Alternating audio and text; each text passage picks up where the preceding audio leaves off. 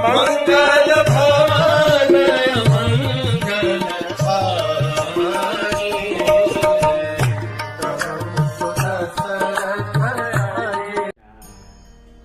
हरे कृष्ण।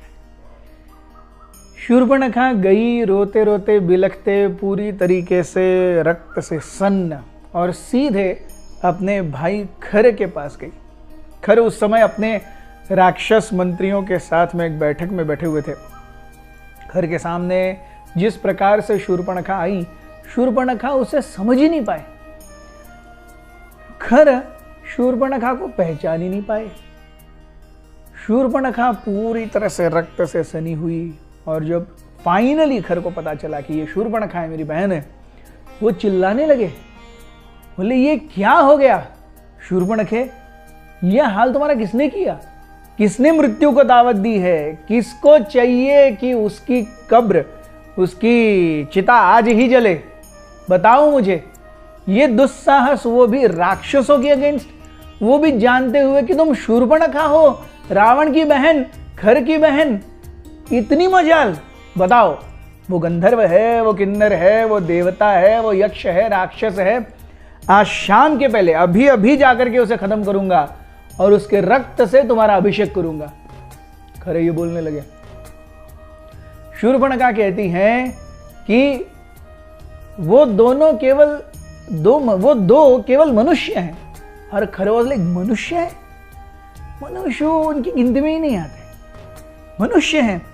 बोले हाँ, एक तो इतने सुंदर हैं कि कामदेव ही साक्षात उस व्यक्ति के रूप में आए हैं।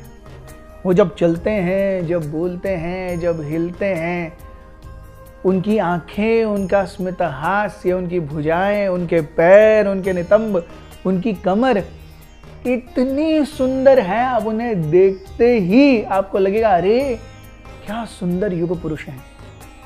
लेकिन जब आप उनसे वार्तालाप करने जाओ और उनके साथ थोड़ी आनाकानी करो तो उनके अंदर साहस, शौर्य, सामर्थ्य इतना है कि बड़े बड़े व्यक्ति को भी हिला दे। सोचो, उनका एक भाई है, वो दशरथ, अयोध्या नरेश दशरथ के बेटे राम और लक्ष्मण हैं। राम इतने सुंदर हैं, लक्ष्मण उनका भाई है, वो भी इतना तेजस्वी है, इतना प्रखर है। मैं इन दोनों के पास गई थी अपना मैरिज प्रपोजल लेकर के। अब जनस्थान में मैं अकेली कैसी रहूं? मुझे किसी तो साथी, किसी की कंपनी की जरूरत है। तो तब मैं जब उनके पास गई और दोनों को न्योता दिया कि तुम मुझसे शादी करो और जनस्थान के राजा बनो, दोनों ने मेरा ये हाल किया है। उनके साथ एक कृष्यसी स्त्री भी है। एक्चुअली वही सारे फसाद की जड़ है। अगर वो नहीं होती तो इन दोनों में से कोई तो मेरा प्रपोजल मान लेते और मेरा जीवन सुधर जाता। लेकिन उन्होंने मेरे साथ इतना दुर्व्यवहार किया है। लेकिन क्या बताऊं भाई, उनके अंदर सामर्थ्य भी ऐसा ही है। जटाएं धारण किए हैं, वल्कल धारण किए हैं, साधु का वेश है, लेकिन आप उन्हें देखोगे तो समझ जाओगे कि वो साधु नहीं है। चार चांद करने वाला फीचर उनके अंदर है कि इतना मृदु, इतना स्वीट, सुंदर भाष्य करते हैं कि अगर उनका शत्रु भी उनके सामने आ जाए तो वो भी अपनी घुटने टेक दे कि मुझे आपसे कोई युद्ध नहीं करना है। इसीलिए तुम जाओ और केवल उनका मांस लेकर के आओ। मुझे इन दोनों व्यक्तियों के सर चाहिए, उनके शरीर चाहिए, उनके मांस से मैं अपनी भूख मिटाऊंगी।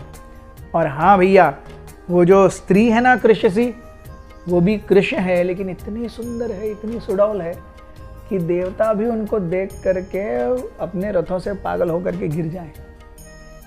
तो उसे भी ले आना, उसका खात्मा तो मैं अपने हाथों से करूंगी। उसने मुझे बहुत दर्द दिया है। तो अगर तुम सही में मेरे भाई हो, मेरा अच्छा चाहते हो, तो कृपया ये 2 सर और ये एक स्त्री, ये मुझे लेके आओ, ये मुझे तुमसे गिफ्ट चाहिए।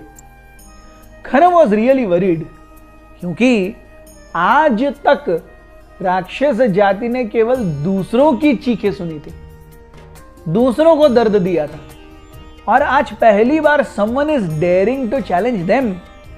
और अगर इस समय कोई सही कदम नहीं उठाया तो राक्षस जाति का जो मोरल है, आत्मसम्मान है, अभिमान है, वो टूट जाएगा।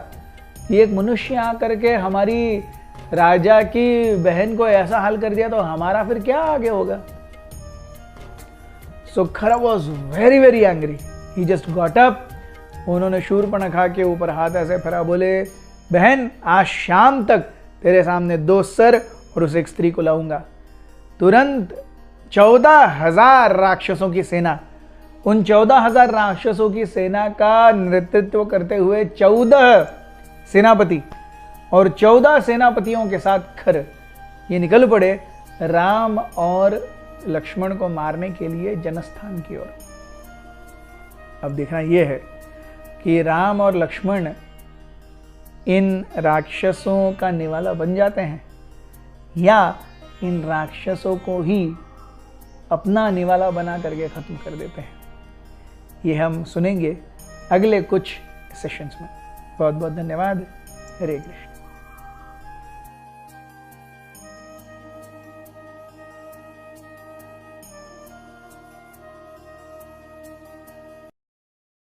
हमारे साथ श्री रघुनाथ तो किस बात की चिंता.